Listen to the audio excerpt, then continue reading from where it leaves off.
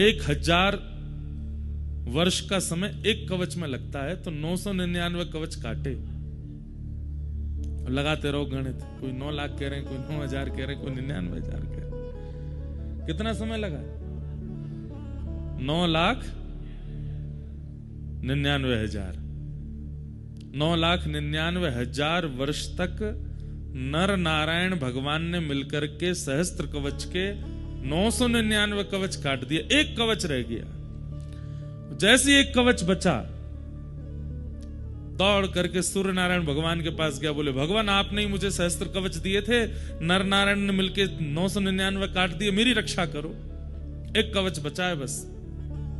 सूर्य नारायण ने उसको अपनी सन्निधि प्रदान कर दी।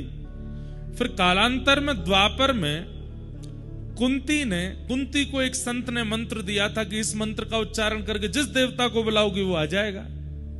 और कुंती ने जब उस मंत्र का उच्चारण किया तो सूर्य नारायण प्रकट हो गए।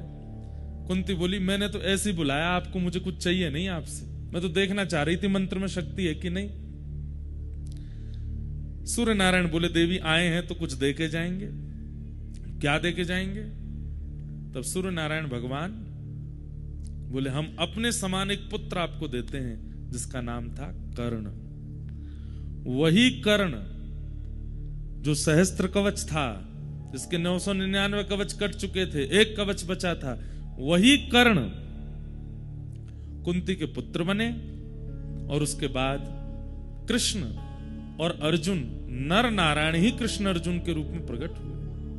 जहां पर नारायण श्री कृष्ण बने हैं और अर्जुन नर ही अर्जुन बन के आए हैं। इन्होंने फिर कर्ण के साथ में युद्ध किया, लेकिन अब वही है कि कवच 1000 वर्ष से पहले तो कटेगा नहीं, और युद्ध करना है, महाभारत का युद्ध होना, तो क्या करें? और मृत्यु नरनारायण के हाथ ही होनी है। तब फिर इंद्र को माध्यम बनाया और इंद्र ने आकर के भरी बीच युद्ध मैदान में ब्राह्मण का रूप धारण किया और दानवीर कर्ण से कहा कि मुझे दान दो। सारथी मना कर रहा है कर्ण को कि युद्ध मैदान के बीच में कोई दान नहीं होगा, लेकिन कर्ण कह रहे हैं मैं अपना नियम नहीं तोड़ूंगा, ये जो मांगेंगे सो दूंगा। बोले मांगिए विप्रवर, क्या चाहिए? अभी मैं युद्ध के बीच में हूं, मुझ पे बहुत समय नहीं है, जल्दी मांगिए, क्या चाहिए? बोले आपके कवच और कुंडल चाहिए।